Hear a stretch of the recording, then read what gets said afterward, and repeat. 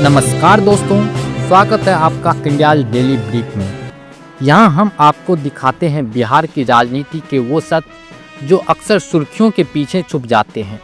यहाँ मिलेगी आपको हर बयान के पीछे की कहानी, हर फैसले का असर और हर चाल का असली मतलब। तो चलिए शुरू करते हैं बिहार की सियासत का आज का सबसे बड़ा अपडेट।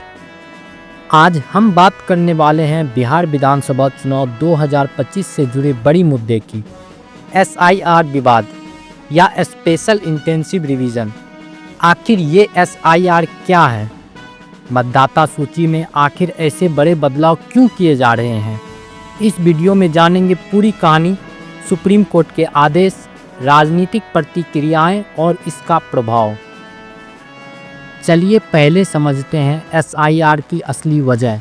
जून 2025 में चुनाव आयोग ने बिहार में एक स्पेशल इंटेंसिव रिवीजन यानी SIR शुरू किया। इसका मकसद था वोटर लिस्ट को साफ सुथरा बनाना, मृत निवासियों और अवैध मतदाताओं को हटाना। इसके लिए 2003 के बाद नाम जोड़े गए लोगों को एक खास सूची के जरिए दस्तावेज जमा करवा कर सत्यापन करना था। इसमें आधार कार्ड, वोटर ID या राशन कार्ड जैसी आम दस्तावेज स्वीकार नहीं थे, बल्कि 11 विशेष डॉक्यूमेंट की मांग थी जो सबके पास नहीं है। इसमें बड़ी संख्या में करीब 65 लाख नाम वोटर लिस्ट से हटाए गए थे। अब यह विवाद क्यों हो रहा है?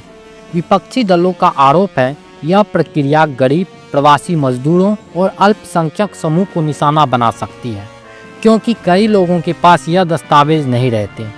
RJD, कांग्रेस जैसी दलों ने इसे वोट चोरी कहा, यह कहते हुए लोकतांत्रिक अधिकारों का उल्लंघन हो सकता है।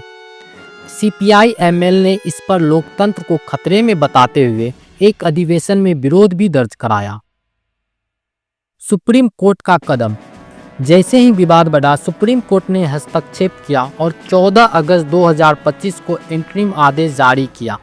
कोर्ट ने चुनाव आयोग को निर्देश दिया कि 65 लाख हटाए गए मतदाताओं के नाम की सूची कारण समेत डिजिटल और फिजिकल रूप से सार्वजनिक किया जाए। अब आधार कार्ड और इपिक मतलब मतदाता पहचान पत्र को भी वैध दस्तावेज मानने की आदेश हुआ, ताकि जो लोग हटाए गए हैं वे अपने अपील दायर कर सकें। सुप्रीम कोर्ट ने यह भी कहा कि 11 दस्तावेज की वजह से यह प्रक्रिया वोटर फ्रेंडली है, क्योंकि विकल्प ज़्यादा है। हालांकि विपक्ष इसे पर्याप्त नहीं मानता। ये था SIR विवाद का सार, एक प्रक्रिया जो वोटर लिस्ट में सुधार का दावा करती है, लेकिन जिसमें लोकतंत्र, दस्तावेज और चुनाव की विश्वसनीयता पर बहस छेड़ दी। सुप्रीम कोर्ट का कदम और राजनीतिक प्रतिक्रियाएं इसे गर्म मुद्दा बनाती है। कमेंट में बताइए, क्या आपको लगता है SIR लोकतंत्र के प्रति फायदेमंद रहा या फिर इससे वोटर अधिकारों का नुकसान हुआ? अब हम बात करते हैं बिहार में चुनावी माहौल का। बिहार में अगले चुनाव की तारीख जैसे जैसे नज़दीक आ रही है, राजनीतिक दलों में सक्रियता बढ़ती जा रही है। गांव-गांव में सभाएं, शहरों में रोड शो और सोशल मीडिया पर प्रचार का अभियान तेज हो चुका है। वोटरों तक पहुंचने के लिए नेताओं ने अपने अपने मुद्दे सेट कर लिए हैं। कोई रोजगार की बात कर रहा है तो कोई कानून व्यवस्था का मुद्दा उठा रहा है।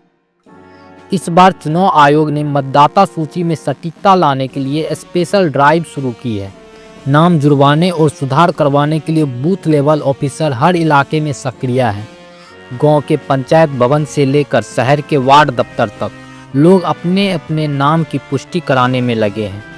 युवा मतदाता खास तौर पर इस बार वोट डालने के लिए उत्साहित दिख रहे हैं। उम्मीदवार इस बार सिर्फ रैलियां पर नहीं, बल्कि घर घर जाकर वोटरों से मिलने की रणनीति अपना रहे हैं।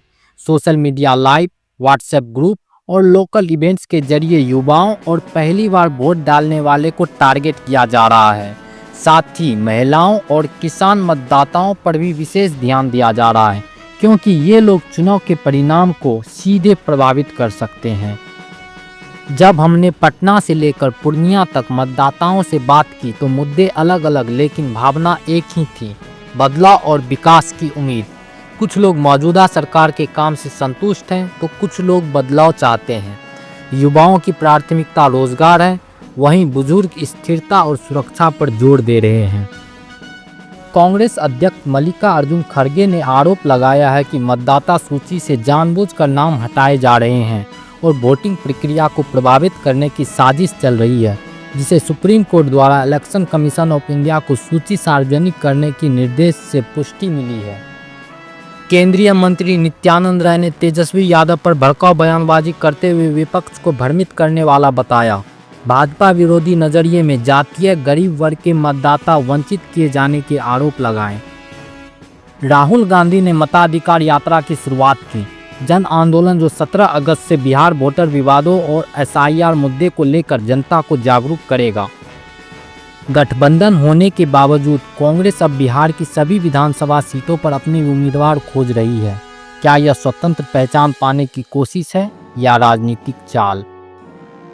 आम आदमी पार्टी ने कहा कि वह बिहार चुनाव में अकेले लड़ेगी और अब इंडिया ब्लॉक का हिस्सा नहीं। इससे विपक्ष की वोट बंटवारा की संभावना बढ़ सकती है।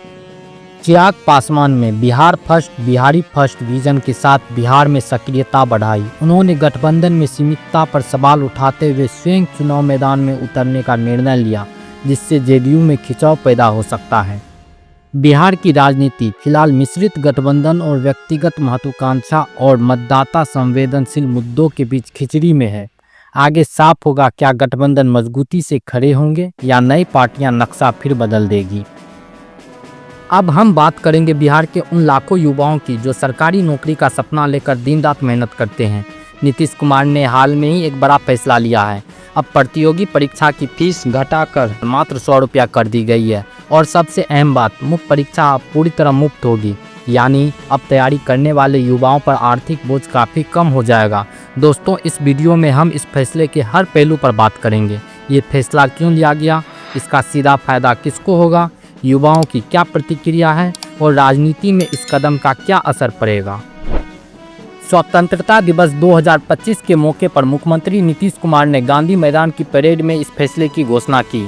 अब BPSC, BPSSC, तकनीकी सेवा आयोग, केंद्रीय सिपाही चयन बोर्ड, SSC राज्य स्तर जैसी सभी परीक्षा की प्रारंभिक परीक्षा फीस सिर्फ 100 रुपये होगी।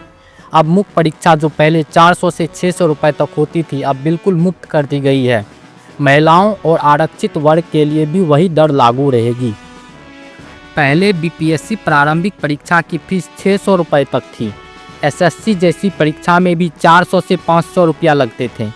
SC ST महिला और दिव्यांग उम्मीदवारों के लिए 150 से 200 रुपये। यानी अगर कोई छात्र साल भर में 4 से 5 प्रतियोगी परीक्षा देता था तो उसे सिर्फ फॉर्म भरने पर ही 2 से 3 हज़ार रुपये खर्च करने पड़ते थे। गरीब और ग्रामीण परिवार के छात्रों के लिए ये बड़ा बोझ था। बिहार देश का सबसे युवा राज्य है। यहाँ 60% आबादी युवाओं की है। लाखों छात्र हर साल प्रतियोगी परीक्षाओं में बैठते हैं। कई बार फीस अधिक होने के वजह से योग्य छात्र आवेदन ही नहीं कर पाते थे। सरकार का कहना है कि युवाओं पर आर्थिक बोझ कम करना, हर तबके को समान अवसर देना, नौकरी की तैयारी करने वालों का मनोबल बढ़ाना। पटना, गया, दरभंगा, भागलपुर जैसे शहरों में छात्रों ने इस फैसले का स्वागत किया। छात्रों का कहना है कि अब उन्हें केवल पढ़ाई और मेहनत पर फोकस करना है। सोशल मीडिया पर #100 रुपये में सपना ट्रेंड कर रहा है। कई छात्रों ने इसे बिहार सरकार का ऐतिहासिक कदम बताया। RJD और कांग्रेस का कहना है कि यह फैसला चुनाव को देखते हुए लिया गया है। विपक्ष का आरोप, युवाओं को नौकरी नहीं मिल रही, सिर्फ फॉर्म भरवाने की राहत दी गई है। भर्ती प्रक्रिया तेज नहीं हो रही, परीक्षा शेड्यूल में देरी हो रही है।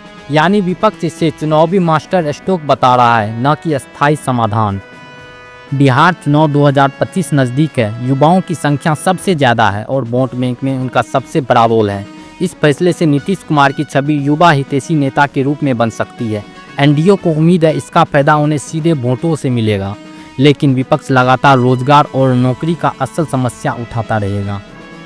फीस कम करना एक अच्छा कदम है, लेकिन असली चुनौती है समय पर परीक्षा कराना, भर्ती प्रक्रिया में पारदर्शिता लाना, चयनित युवा को जल्दी नियुक्ति देना। जब तक ये समस्या हल नहीं होगी तब तक सिर्फ फीस कम करना पर्याप्त नहीं है। दोस्तों, मुख्यमंत्री नीतीश कुमार का यह फैसला युवाओं के लिए राहत की खबर जरूर है, लेकिन क्या यह सिर्फ चुनावी घोषणा है या फिर वास्तव में युवाओं के भविष्य को बदलने वाला कदम होगा, यह आने वाला समय ही बताएगा। आपका क्या मानना है?